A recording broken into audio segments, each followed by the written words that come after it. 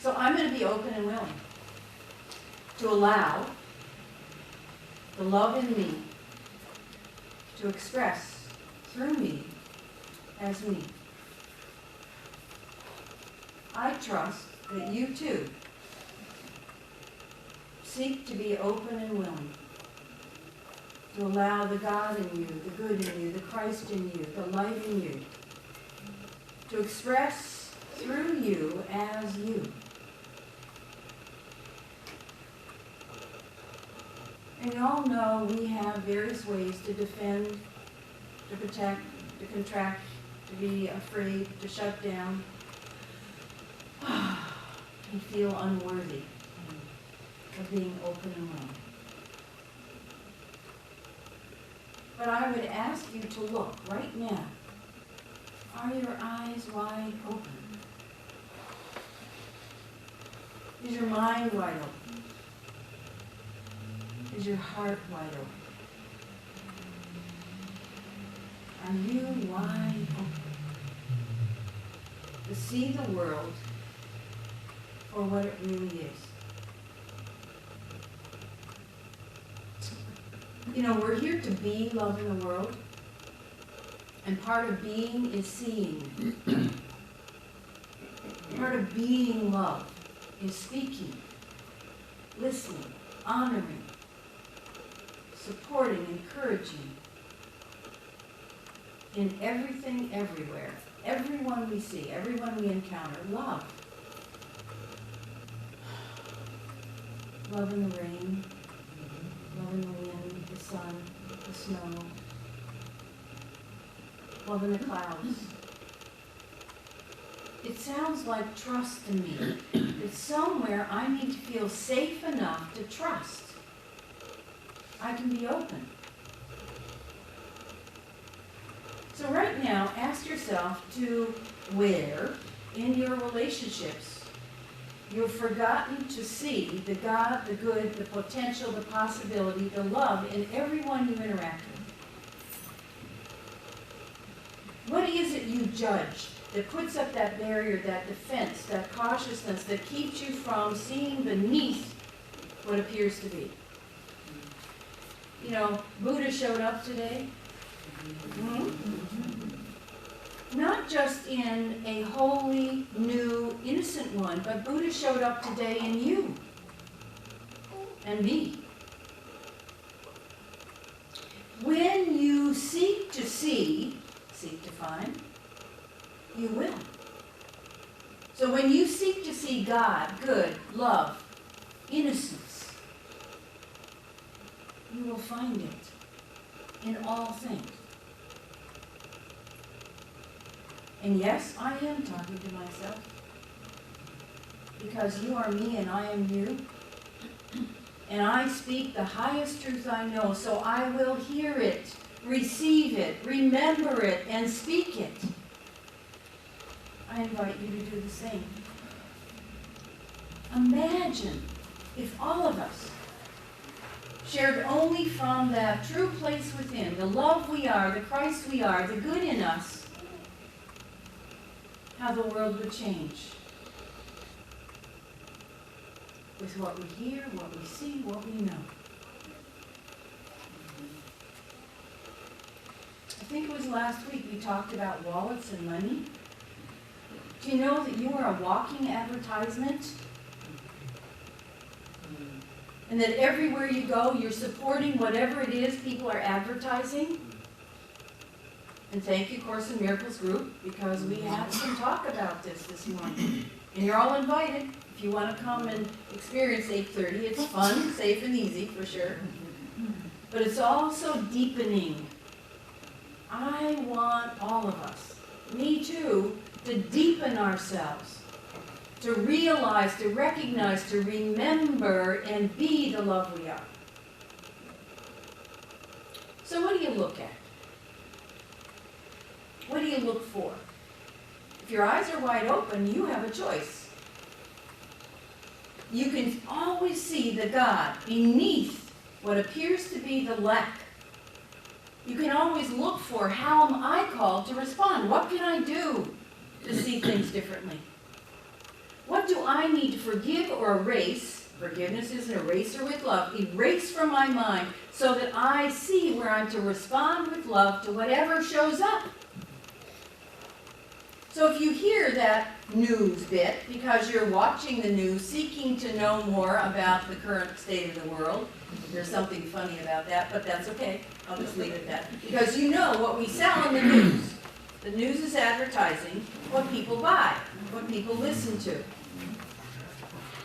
So you can choose to hear the call for love, the call for healing, the call for respect, the call for a bigger picture when you listen to the news. And I love that you say, because it's sort of like, amen, sister. Join. Yeah, exactly. There is a truth in what you to. Or yes, sister. What you applaud, what you appreciate, what you put money forth in.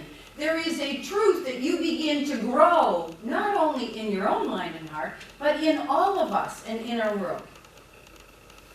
So have your eyes wide open to what you choose to see and make it be more apparent for you and others. So what's your mind open to? What are the thoughts you think? What are the great, great gifts of quiet time, silence, in your home, driving the car, meditation time, walking in a garden? Is to observe your thoughts. And you can have any thought you want when you're listening to your thoughts, guys. I don't know if you've noticed, but you can change your mind instantaneously from bliss and beauty into fear and craziness. I actually was practicing that this morning. Thank you very much. And it is work. Because as we start to remember and recognize, thoughts are everywhere. Who you're hanging out with has thoughts. And you catch them. You do. Thoughts are contagious. And then we go into agreement and we put it into form. And then we see it with our eyes and we say, oh my gosh, that must be real because I just saw it. Don't you do that? So I'm suggesting what you do is you become mightily strong in choosing the thoughts you think. And for some reason, I keep running into people that think the thoughts are choosing them. You get to choose the thoughts you think. You get to choose to buy them or say goodbye to them. And what the thoughts do is they begin to run you. They run your physiology. They run your mouth. They run your relationships. They run your finances. They run how you feel about doing the work you do. But probably most of all, they run what you believe about you. So if you're thinking thoughts that believe that you are worthy, that you are filled with, full of light, full of love, then you have a joyful, blissful, exciting, adventuresome, eyes wide open life. But if your thoughts are telling you there's something wrong, you're not enough, you got to be careful, then probably you're contracted and holding back. Perhaps even defended. And what I'm going to share from me to you is I need to be wiser and clearer and more precise about cleaning my mental house and holding only thoughts that are whole and holy. Only experiences that are the highest state of love and joy and peace. So just inviting yourself to look at where you put your attention and intention, you will discover you will be successful. For wherever you put your attention and intention. If it's on what is wrong, so that you can make it right, you will see and experience success in finding lots of wrong stuff to make right. By the way, I'm not making that wrong. I'm saying that's what we do. We're supposed to be learning from it. If you put your attention and intention on the blessing and the beauty of being that which you are and giving all the good and love and juicy stuff in you, then you will be highly successful at that experience. And you will know that you absolutely are creating a blessed world for you and everyone. So when I am open and willing to allow the Christ, the light, the love in me to express in me, through me, as me, what I see is all the love that I am, that I share, that I give, and that I receive. And you are that love. You are that love. And I am the one that you project on me for you to see. So you get to have your way with me. And you can project any darn thing you want.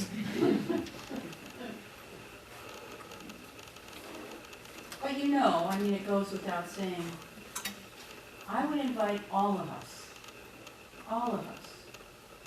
to change our mind and let go of comparisons and judgments and separation and fear and defenses and excuses and justifications, and choose to wake up in the morning with the thought, the prayer, and the activity that reminds us of the good in us.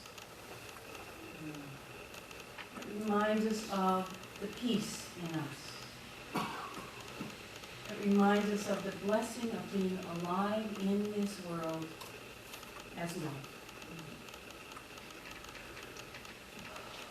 Thank you for taking a deep breath on that. Here's an affirmation that might serve you well. I use it as mine. Probably 3 years ago, I usually set an intention for the year. It was my intention. I now receive all good and only good. I now give all good and only good. That is what we are, here to remember, to remind one another, and to live. And now it is so because we have chosen. Blessed be.